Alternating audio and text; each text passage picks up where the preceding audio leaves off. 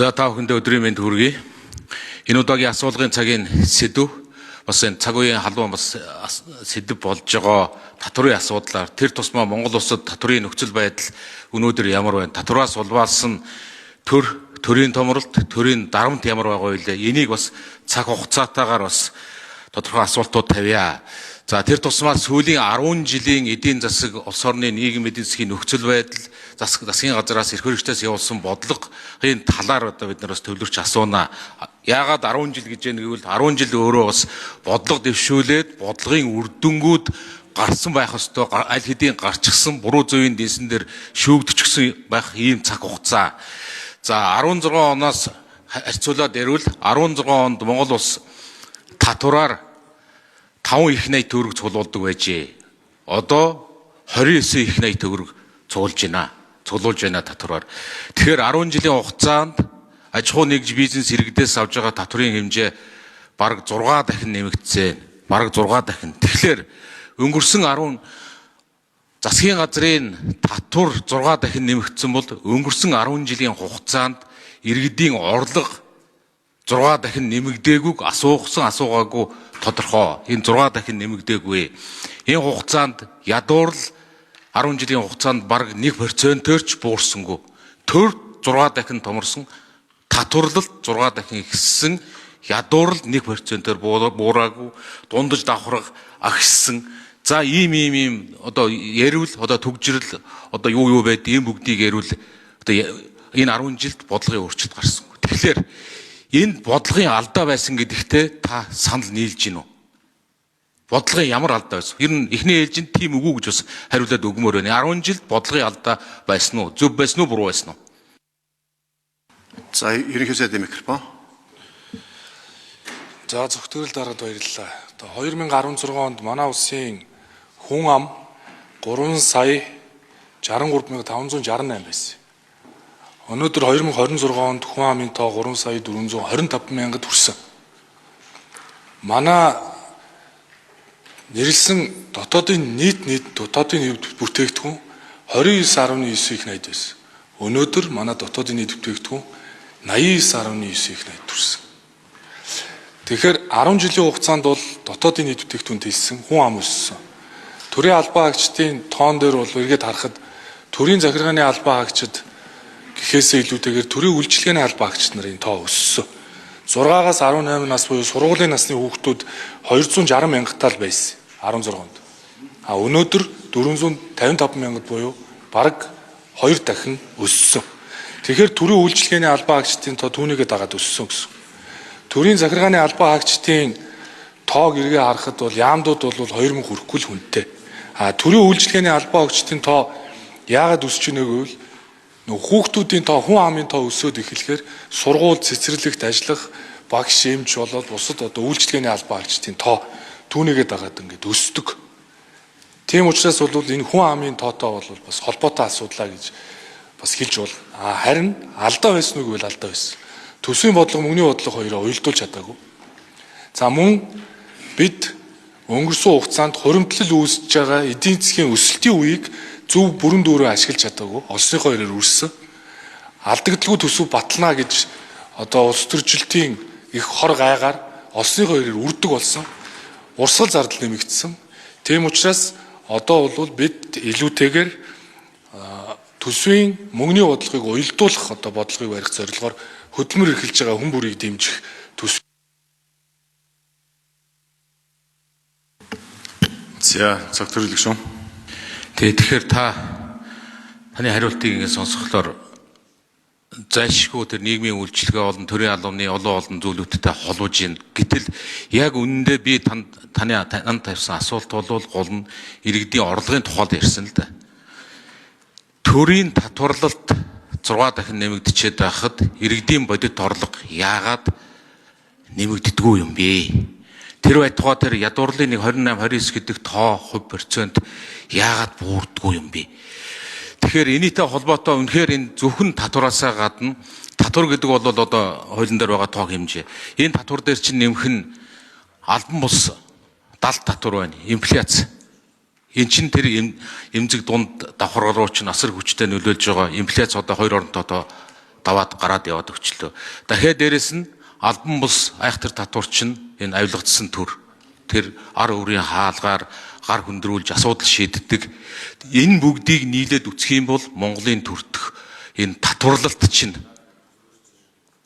хуулинд заасан болоод хуулинд заагаагүй энэ татварлалт гэдэг зүйл бол хэрэгс хэтэрсэн. За яг энэ татвартай холбоотой би 16 оны, 20 оны, 24 оны танаа намын сонгуулийн өрийн хөтөлбөрүүдийг дарга нарын зураг өгөх юм өрийн хөтөлбөрүүд байна л да. Татвар нэмэхгүй. Тэгээд тов тодорхой 3 өрийн хөтөлбөр 3 сонгуулийн амлалтан дээр тов тодорхой биччихсэн. Гэтэл энэ хугацаанд тоогоороо бол 17 татвар нэмж авжээ. Нэмж заримыг шинээр бий болгож зарим татваруудыг. Тэгэхээр энэ нь танаа нам мөрийн хөтөлбөрөөсөө буцсан хурсан мөн одоо сонгогч ард иргэдийг хуурам ихсэн гэсэн үг мөн үү? Энийн дээр та нэг тийм үг өгөөд хариулж өгөөч. За, ерхий зайд хариулъя.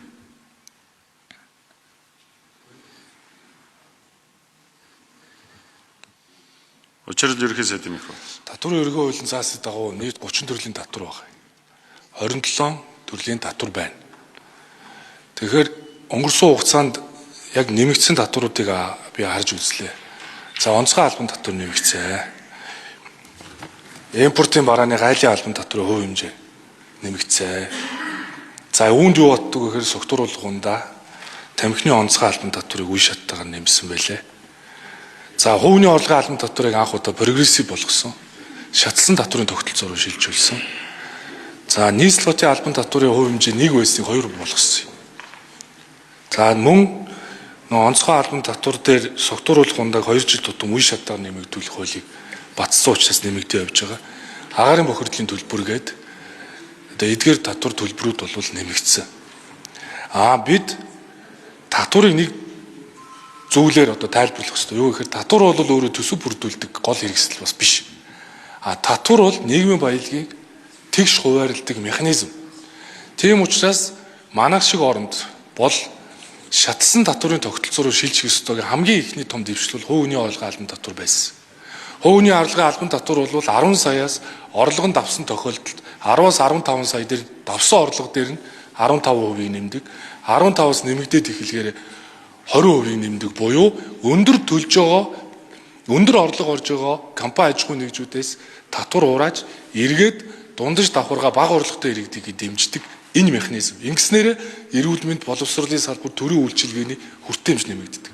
Тийм учраас татвараар дамжуулж бид нэр чинээлэг дундаж давхаргыг бий болгох зорилгоор энэ шатлсан татвар руу 22 онд шилжсэн байхгүй.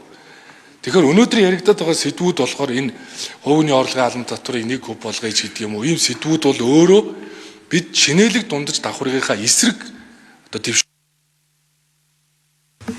За, цогтөр хэлсэн. За тэр татвар хураамж нэмэгдсэн хэсэг гэдэг дээр одоо тийм үг гэдгийг шаардлагач байхгүй л дээ. Тэр бол ингээд тодорхой жишээ нь энэ дотор чи ярил олон зүйл үйл хөдлөлийн татвар, хотын татвар, тэр автомашин бүхий иргэдийн одоо асар олон том дүн бүхий ингээ 17 татвар хураамжийн тухай бид нэр ярьдаг. За энэтэй холбоотойд ингээ татварууд нэмэгдсэн. Бас бүгдийг бас одоо үгүйсгэж бас болохгүй. Нэг татварыг уг нь бууруулах оролдлого хийсэн, бууруулсан. Хагас жилийн өмнө төсөвдөр Зандаа шатар ерөнхий сайдын үед та эдийн засгийн хөгжлийн сайд байхад санагдчихээн. Нөөтийг бас тодорхой шатлал бүхий нөөтийн чөлөөлөлт хугацаа олголтыг нэмэгдүүлэх гэдэг ганц гайгүй иргэдэд ээлтэй нэг хуулийг өнгөрсөн хагас жилийн өмнө батлагдсан. Одоо эннээсээ та эдийн засгийн хөгжлийн сайд байх үеийн энэ татврын одоо хөнгөлөлт чөлөөлтөөсөө одоо ерөнхий сайд болоод буцаж гэн л да. Яг энэ татвар чинь өөрөө бас яг та нарын яриад байдаг тэр баг дунд орлоготой иргэд рүүгээ чиглэсэн олон өөрчлөлт чинь уг нь энэ татварт байсан.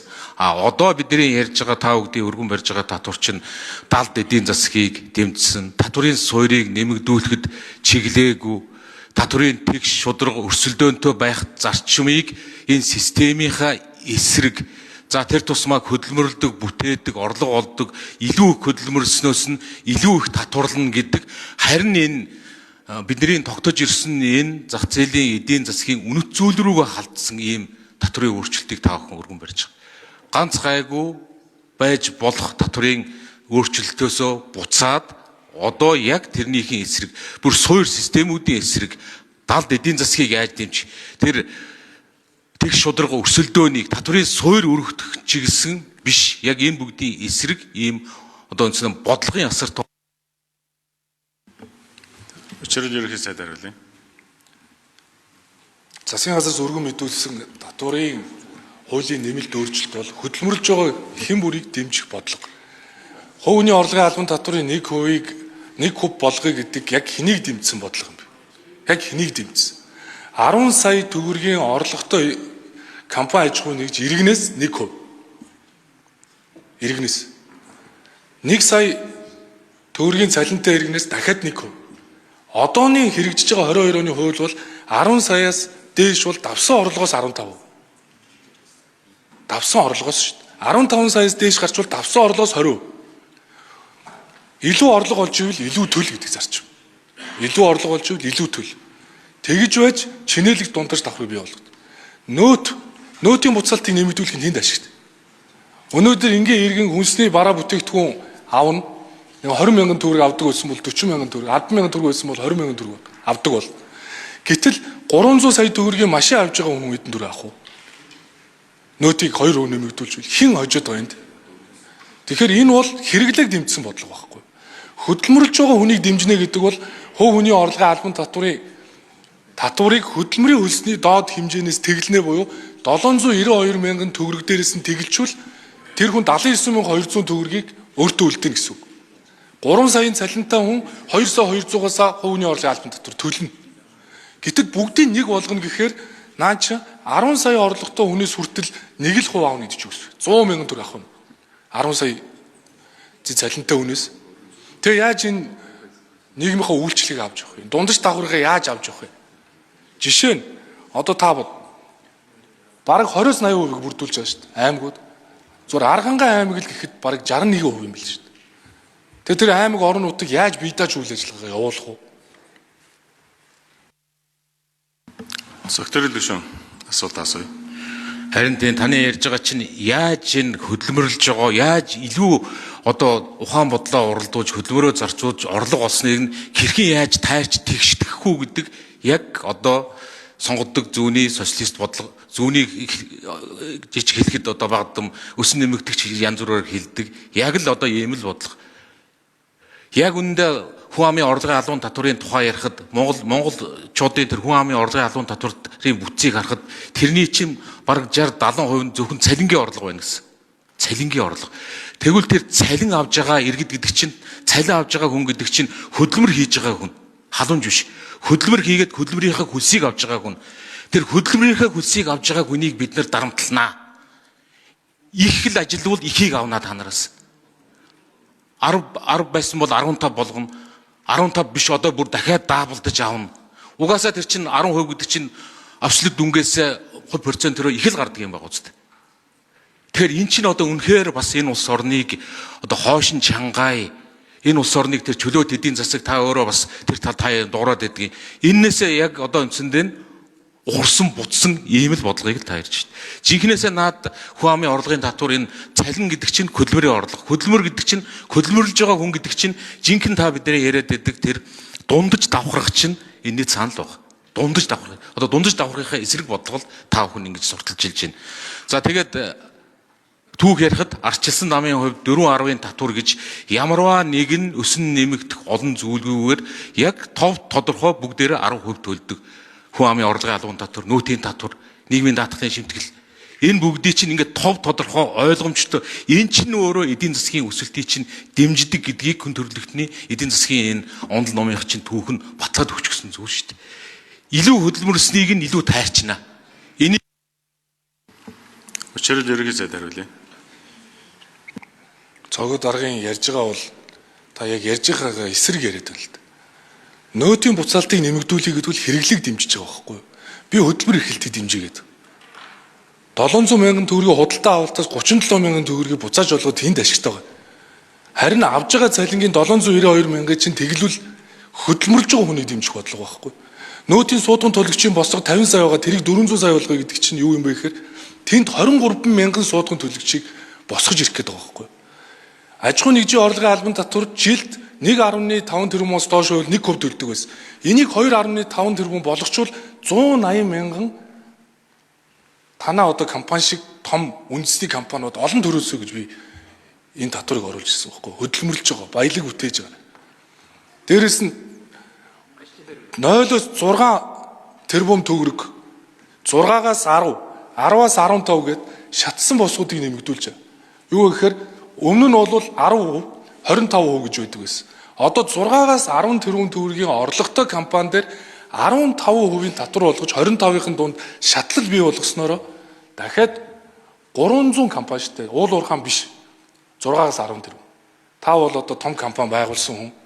Та бол сайн мэдж байгаа. Би танах шиг олон компани төрөөсөө гэж бодож байна. Та магадгүй одоо захирлуудаа өндөр цалин өгдөг байсан баг. Тэр хүмүүс илүү олвол илүү төлөөсөө л гэж байна. 10 сая төгрөгийн цалин авч байгаа хүн 12 сая төгрөгийн цалин авч байгаа хүн 10 саяас 10%, 2 сая дээрээс 15% төлөх чинь нийгмийн баялагын тэгш хуваарлт байхгүй. Тэгэхээр хэрэглээг дэмжигээд байгаа чинь чинэлэг дундаж давхаргаагаа устгахыг гэсэн бодлого байхгүй. Хөдөлмөрлж байгаа хэн бүрийг дэмжих нь энэ татвар хуулийн зорилго. Тэрээс биш нөөтийн буцаалтаа нэмэгдүүлье гэд хэрэглээг дэмжиж явбал нөгөө 300 сая машин авч байгаа хүмүүс чинь л нөөтөөрөө өндөр төлбөр авах бах. Тэрээс энгийн иргэн хүнсний Цогтөр гишүүн. За та харин яг жинхнээс одоо нэг тархиугаас нь шал одоо худлаа гэдэг юм уу зүйл ярьж байна л да. Бидний ярьж байгаа тэр нөөтийн буцаалтад чинь 10%-ийн нөөтөөс 2%-ийг буцаачлаа. Ерөөсөө Монгол улсын нөөтийн татвар 8% л гэсэн үг. 10%-аас 5%-ыг буцаачаар Монгол улсын нөөтийн татвар 5% болж байгаа л хэрэг. Татвар тэр чигээр л 5% бол буурж ийн л гэсэн үг. Гэтэл та тэр 10% авчаад 2%-ийг нь 3% болгочоор нөөтийн буцаалтыг хэрэглээг дэмжиж байна. Тэгвэл Монгол улс ерөөсөө 5% нөөтийн татвартай болчихъя л да. Тэгвэл энэ Монголын хэрэглээг дэмжиж байна гэсэн үг үү? Үгүй шүү дээ. Энэ татврын ачаалал буурч байна. Төр жижигсэх боломж гарч байна. Бидний ярьдаг хэлдэг зүйл чинь энэ л үстэй. Татврын буцаалт гэдэг чинь буцаалтын тухай яриа биш. 10-аас 2-ыг хасаад 8% татвартай нөөтийн татвартай орно шүү дээ бид нар. Гэтэл та энийг 2%-ийг 3 болгочоор 3 болгочвол манайх 7% нөөтийн татвартай орно шүү дээ. Энэ чинь харин сайн үзүүлэлт биш үү? Та яахлаараа энийг 3-ыг нь зөвхөн тэр 3-д нь ачаал өгдөл өгöd байгаа. Бид нар чинь яг үүндээ 10 биш 8% нөөтийн татвартай орно шүү дээ. 5-ыг буцаачвал 5% нөөтийн татвартай орно болъё л доо тэгвэл. Аль эсвэл 10-ыг аваад 5-ыг буцаахын ч хэрэггүй. Ер нь 5% нөөтийн татвартай болчихно. Гэтэл энийг одоо та өөр талаас нь тайлбарлаж ингэж утахгүй л дээ надад чинь.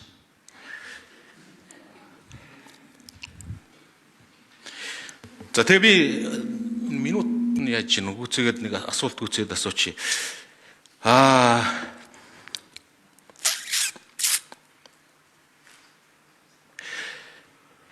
За яг одоо бидний сая одоо ярианууд ингэж явсаар байгаад нэг юм татврын тухай яриа болоод байна. Яг энэ татврын нөгөө талд чинь энэ татварлаж авсан татврын нөгөө талд чинь төрийн зардал энэний цаана л оршоод байгаа. Төрийн зардал энэний цаана. Гэтэл өнгөрсөн хугацаанд зөвхөн төрийн зардлаас гадна энэний Ерөнхий сайд хариулъя. нөөтийн буцаалт бол хэрэглээг дэмжсэн буцаа олголт байхгүй да. Чинээлгийг илүү хожно. Тийм л бодлого шүү дээ. Гэхдээ нэг Lexus авахд 2 дахин буцааж нөөтийн буцаат олголоо гэж 9 багшийн 9 эмчийн цалингаал алдсан шүү дээ. Харин хүн хөдөлмөрлж байна. 3 саяын цалин авч байна. 792 мянгыг нь тэгэлжүүл 79200 үлдээд тийм үү дээ. Гэтэл 700 мянгаас нөөтийн буцаат нэмэгдүүлэх 37 мянган төгрөг үлдээд шүү дээ. Ийм л бодлого байхгүй. Тэгэхээр хувь хүний орлогын албан татвар буюу татварын бодлого гэдэг чинь өөрөө нийгмийн баялагын тэгш хуваарлт. Илүү орлого олсон, илүү татвараа төлдөг. Түүгээр нь дамжуулж нийгмийн энэ хүртээмжийг нэмэгдүүлдэг. Үйлчлэгээний хүртээмжийг нэмэгдүүлдэг бодлого учраас хувь хүний орлогын албан татврын 20-80%-ийг аймаг орон нутаг төвлөрүүлж түүгээрээ энэ хот нийтийн аж ахуйгаа удирдах, үйлчлэгээгээ явуулж, багш эмчийн цалингаа тавьж сургууль цэцэрлэгээ засварлалдсан шүү дээ.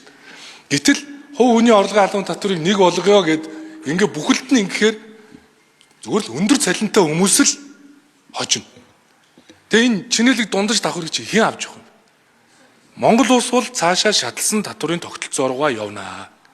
Хөдөлмөрийг дэмжинэ. Зүгээр сул сууж байгаа хэрэглээг огт дэмжихгүй. Тийм учраас энэ бол одоо олон улсын жишг нь энэ тэрнээс биш өнөөдөр нөөтийн буцаалтыг нэмэгдүүлэхгүй гэж ярихаас илүүтэйгээр хөдөлмөрлөж байгаа хэн бүрээ дэмжээ. Би нэг 180 мянган аж ахуйн нэг яриад байна шүү дээ. 1.5 тэрбум төгрөгийн жилийн борлуулалтын орлого 2.5 болгол 180 мянга. Нөөтийн буцаалт дээр суудхан төлөгч 400 сая бол 23 мянган компани багхгүй юу? 6-аас 10 тэрбум төгрөгийн борлуулалтын орлоготой уул уурхаан бус компаниудыг дэмжүүл 300 компани. Энэ олон ажлын байр бий болгоно шүү дээ. Ийм л зорилго. Зөвхөн гишүүн асуулт асууя. Өгөөл дээ. Наадах чинь та нөөтийн буцаалт гэдэг зүгээр энэ бол дансны бичлэлтэй шүү дээ. 10% нөөт төлөөд 2-ыг буцааж явна гэдэг чинь манайх бодит байдал дээр 8% татвартаа л орно. Гэтэл 10-ыг авчиад 2-ыг нөхөйгөө элдвэдээ тансаг хэрэглээ дэмжиж гин гэж энэ бол утга учиргүй яриа. Та дахиж наадах чинь бол ерөөсөө тийм одоо хүүхдүүдийн хоорондын яриа шиг яриа шүү.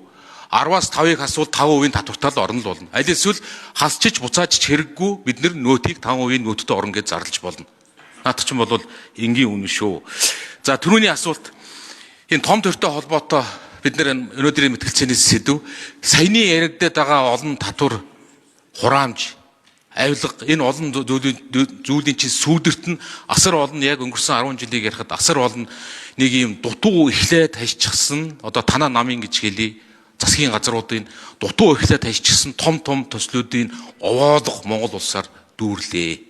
Овоолго нефтийн үйлдвэргээд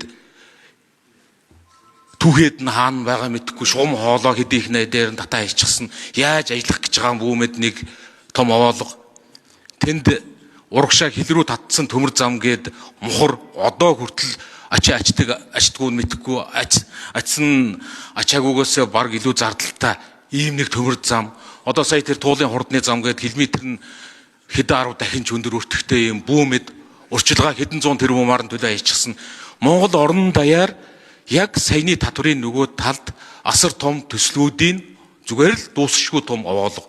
Энийний цаан чинь татврын дарамт, энийний цаан чинь асар том зээлийн хүүгийн төлбөрүүд явж байна. Одоо яг 26 оны төсөв дээр байсан уу? Зээлийн хүү болоод зээлийн төлбөрт нийлээд 3.9 их найдыг Монгол улс төсөв. За өвчрөл ерөөсөө. За энэ том төрөөс ухаалаг төрлөө шилжилтийг бид бодиттой хийнэ. Хийсэрч байгаа. Би ажил аваад 2 сар болоог байна.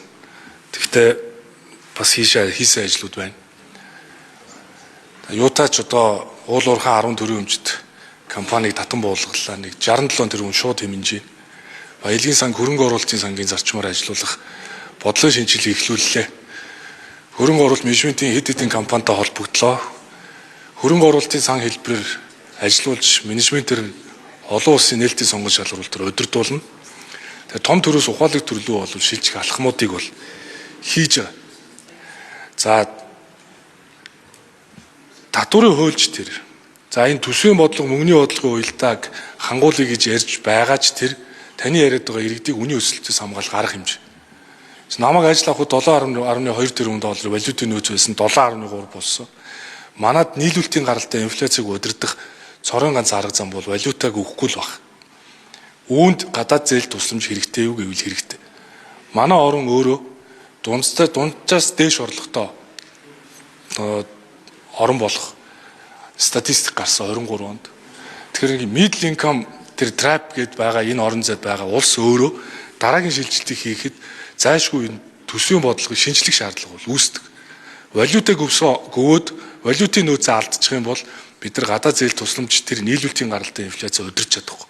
Тийм учраас энэ явуулаад байгаа бодлогууд бол бид төсөвч бай мөнгөний бодлогыг ч зөв уялдуулад энэ нийлүүлэлтийн гаралтай инфляциас иргэдэд хамгаалах бодлого. Бид эрэлтийн гаралтай инфляц дээр ч гэсэн арга хэмжээнүүдийг аваад явж байгаа. Цөөхөн хэдэн бүтээгдэхүүнээс хамааралтай. Тэгээ төсвийн бодлого ч үүнтэй уялдаж намар одоо өргөн барина. За ашлын намын бүлгийн дараа зөвхөрөл асуулт асууя.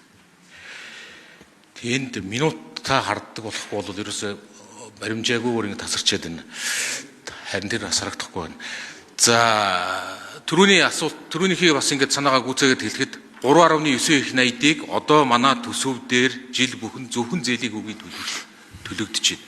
Энэ чинь дахиад татврын орлогоор л саяны тэрийг том төслүүдийн бүтлгүү төслүүдийн овоолгууд чинь яг эргээд энэ татврын орлогоор л бид нар энийг төлж байгаа. Өнөөдрийн төлж байгаа ирээдүгээс зээсэн тэр татврын орлогуудыг чинь аль одоо өнцөнд татврын ачаал чинь энэ дээр л ингэ нэмэгдээ. Тэгэхээр энэ бүхэн маань өөрөө наад нэг юм буруу бодлогын чинь гой урай лоозон шүтэж улс төрийн урай лоозонгоор амьдарч ирсний чинь улс төрийн том сонгуйлуудад ялахын төлөө юу ч амлж исэн яадгийн дараа нь энэ аргалаад өөрөөр хэлээ гарна гэж явж ирсэн энэ 3-4 саяны энэ хэлж ирсэн энэ 3-4 сонгуйлуудын чинь үр дүнд л одоо ийм л том өрийн занганд орчоод зөвхөн 4 их найдыг хүүгийн төлбөрт төлдөг.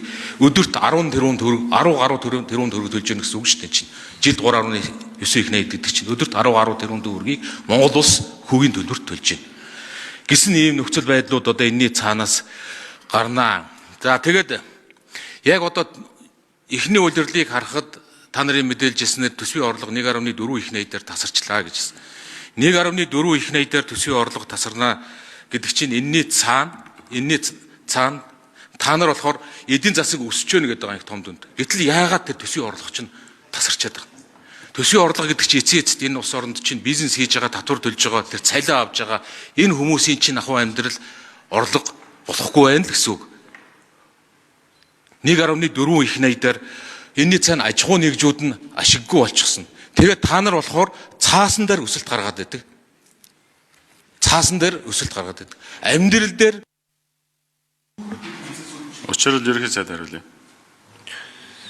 Бид хэтэрхий мега төсөлд хөрөнгө оруулсан. Би үүн дээр тантай санал нэг байна. Гэхдээ та тоо хэллээ 2016 оны 5 их найдын татвар өнөөдөр 29 их найд болно гэдэг бол бас сайн мэдэн шүү дээ. Энд чинь эдийн засаг томорж байна л гэсэн үг шүү дээ. Тийм учраас 23 оны статистикээр Монгол улс middle income руу шилжижээд байна шүү дээ. Гэтэл бид нар 1986 оноос хойш бид огт төсвийн шинжилгээг хийж чадаагүй байхгүй. Төсвийн шинжилгээг хийж чадаагүй. GFS буюу те government structure statistic нэг шинжилгээгдэж шүү дээ. 40 жил болоход. Нэгсэндөө капитализм шилжээ социалист арга барилаараа удирдах байвал цаашаа бид нар өндөр одоо тэр орлоготой хөгжиж байгаа орн болно гэдэг бол маш их бэрхшээлтэй. Тийм ч учраас энэ уулганыг цэгцлэх одоо үүрэг над дээр ирсэн учраас би хит их популгүйгээр үннийг яриад урагшлаа л гэж ингэж зорьсон. Юу ч амлсан яах вэ гэдэг үгээ бас та бодох ёстой. Сая ярьж байгаа дээр бол та ярьж ах шүү. Нийгмийн баялагын хуульд бол татвар бүрдүүлчих үү. Илүү төлдөг нь илүү орлого олдог нь илүү л төлнө. Тэрнээс биш юу ч амлсан яах вэ гэд ингэж ярьж болохгүй. Аймаг орон нутаг модоо барьсан ч хамаагүй гэж ингэж яаж болохгүй. Хөвгний орлогын албан татвар 1 куб болвол 2.7 их найд төгрөгийн орлого тасарна. Аймаг орон нутаг бие дааж үйл ажиллагаагаа явуулах ямар ч болцоог болно. Дундаж давхаргыг дэмжих, сургууль цэцэрлэг үйлчилгээний үр хэмжээг нэмэгдүүлэх бодлого чинь бүрэн тасарнаа. Тийм учраас бол би яг тантай тэр мега төсөл төр санал нэг байна. Би бүгдийг нэрэн билсэн. Тэгвэл валютын нөөцийг хадгалахын тулд гадаад зээл тусламжийг явуулах ёстой. Харин гишүүд маань сая хууль баталж өгсөн. Талархаж байна. За зөвхөн гишүүн асуулт асууя.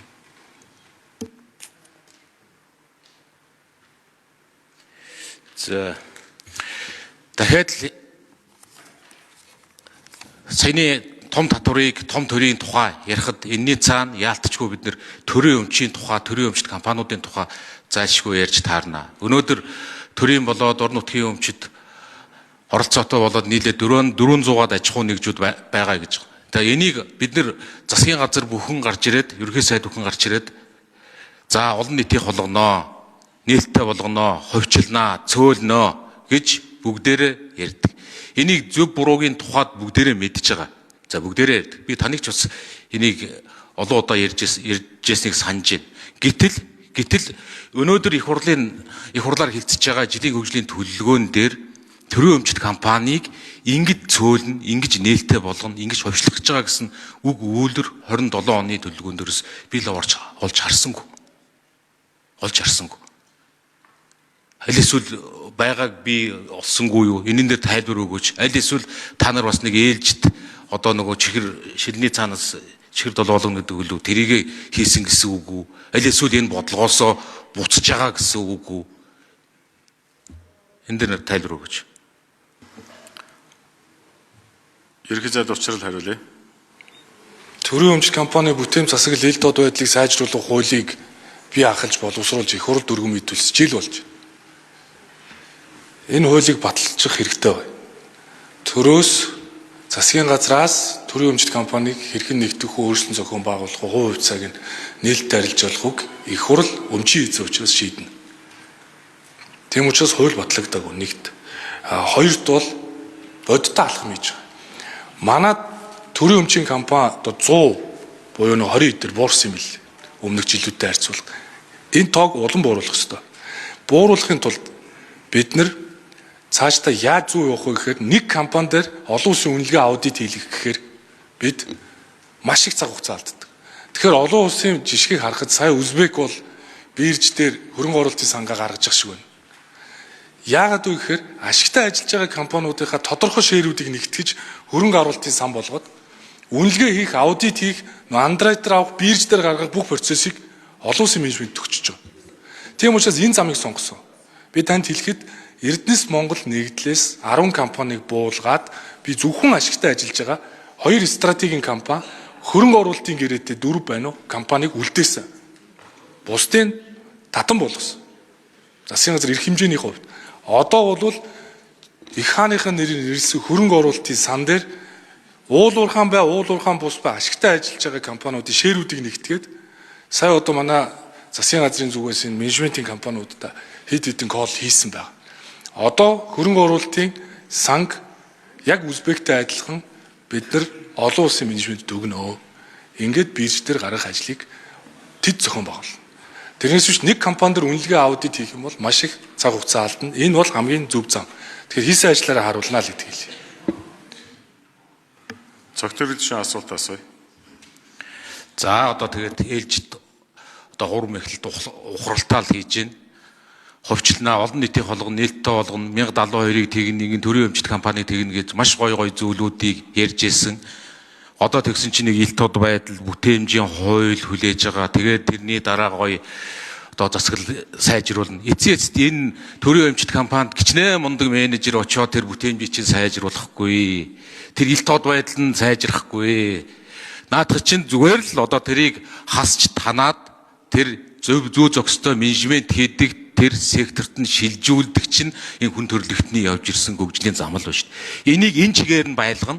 Энэ чигээр нь байлгачаад харин нэг гой сайн хүн олж тавьж агаад энэ сайн хүн нэг гой бүтээмжтэй ажиллаад тэр нь гэж хэлдэг чинь эн чинь зүгээр л одоо ээлжид тарих хугаалт ээлжид ухралт шүү дээ. Яг ийм л замаар өмнөх ерөнхий сайдууд бүгд л явж ирсэн. Болохоосоо өмнө яг ингэж ярьдаг. Болсон хойноо ингэж шалтгаан хэлдэг. Эцсийн дүндээ яг төрийн өмчийн оролцоо нь одоо явсаар байгаад эдийн засагт төсөв төрийн өмчт компани тусгай зөвшөөрлүүд нь нийлээд одоо 80-90% руугаа явчихсан. Яг энэ 10 жилийн өнгөрсөн 10 жилийн уран бүтээлчин яг л энд ийм байдалтай наад татврын чинь нөхцөл байдал, ард иргэдийн чинь аж ахуй нэгжүүдийн чинь тэр татвараа төлж чадахгүй болж байгаа нөхцөл байдал чи яг л ийм л үр дүнд л хүргэн шүү дээ. Тэгсэн чи та одоо бүтээн жилт тод байдлыг сайжруулад байгаа ямиг байгаагаар нь сайхан сайжруулчихна гэд зогсож байгаа одоо ээлжид их том ухралт хийж байгаа юм байна гэдэг хэлээ. За ерхий сайд хариулъя. Тэгээ та ухралт гэж ярих хэрэггүй баг. Эрдэнэс Монгол компани 10 компаниг татан буулгах шийдвэрийг засгийн газар гаргацсан. Эрдэнэс Монгол гэдэг компани одоо байхгүй. Бүртгэлийг явуулах гэж байна одоо. Тэр компани Чингис хаан үндэсний баялагын сан гэдэг менежментийн компанитайгаа нэгдээд одоо 3 чиглэлээр ажиллана. Хөрөнгөний удирдлага. Ийм Монгол дээр байгаа хоригдлын санг нэмэгдүүлэх. Хуультай шүү баялагын санг. 3-т үйлдвэр технологийн парк буюу төслүүдийн санхүүжилтийг олгож хоригдлын санг нэмэгдүүлэх. Зөвхөн энэ зорилгын дагуу хуулийн дагуу ажил. Бид нар хуультай орон улсаа хуулиар жолооддог тэр төрийн өмчт компани бүтээн засал ил тод байдлыг сайжруулж тэр хуулийг батлах нь их хурлын бүр их тодорхой юм яриад 261 орондоо зөвлөсөн. Их болцсон ажил. Хуураад байгаа юм ерөөсөө байхгүй.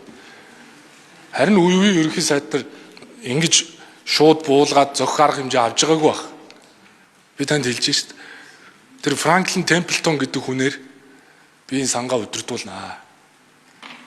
Яг түүн шиг олон компаниуд удирдуулна. Эрдэнэс 5 толгой тэр олон улсын аудит оруулна. 1072 хувьцааны 62 тэрбум төгрөг буюу хувьцааг нь өвлүүлсэн. Одоо ингээ бүртгэл хийгдэж байна. 28% иргэд эзэмшиж байгаа. 933 төгрөгийн хувьцааны үнэлгээг багада 3000 хүргэнэ. Би чинь бодит ажил. Сая харин 10 төрлийн өмчт компаниг буулгах надад бол амар байгаа. Хүний өөрийн намын олон хүмүүс над руу ярьлаа. Танаа бүтээмжийн менежер ч над руу ирсэн. Тэр компанид бүтээмжийн менежерүүд байсан. Тэд нар маань хүний өөрийн намгүй над руу ярьж байгаа. Гэхдээ түүнд бол би ямар ч нэгэн ухралт ницаад авах юм байхгүй. Хүн ярил ус өгчихгүй мэл. Компани нэг тухайлан яриад зарчим ярьж байгаа хүн зарчмаасаа ухраад заримд нь өөрөөр үйлчилж эхлүүл явахгүй мэл. Тийм учраас зоригтой шийдэмгий энэ ажлуудаа эхлүүлсэн, үргэлжлүүлэн дуусгана. За цаг төрөл шүү. 10 аж ахуй нэгжийг татан буулгалаа гэж байна. Би бас нэг ээлжилт нэг хурам эхэлт шиг л үг сонсогдож байна. Татан буулгалаа гэдэг нь яадаг юм? Тэр чинь хорвоогоос алга болчих юм уу? Хэлбэрээ өөрчилнө. Хэлбэрээ өөрчилнө гэдэг чинь та 10-ыг нэгтгээд өөр нэр өгөөд өөр том аж ахуй нэгжийн хаяанд нийлүүлчих юм байна. Энийг энэ 10-ыг татан буулгаад 11 дахь аваачаад нийлүүлчих юм байна. Энэ төрийн өмчийг хэвээрээ шүү дээ. Юу өөрчлөгдөв? Юу ч өөрчлөгдөхгүй шүү дээ. Зүгээр л хурам эхлэлтэй шүү дээ. Энэ 10-ыг би хувьчлалаа. Энэ 10-ыг нээлттэй болголоо. Энэ 10-ыг биер дээр гаргалаа. Гэвэл эн чинь жинкнээсээ бодлого. 10-ыг татан буулгалаа гэдэг чинь зүгээр 11-ийн бөөрөнд нийлүүлчихэд энийг яг зүгээр нөгөө нэр хаяг нэрийн хувцас солигдож байгаа шүү дээ. Тэр аж ахуй нэгж. Өөр эн чинь юм алгахгүй шүү дээ. Бодлогын өөрчлөлт биш шүү дээ. За тэгэхээр наа чинь бол тийм одоо зүгээр л бас та нарын ярьдаг нэг ээлжитл одоо зүгээр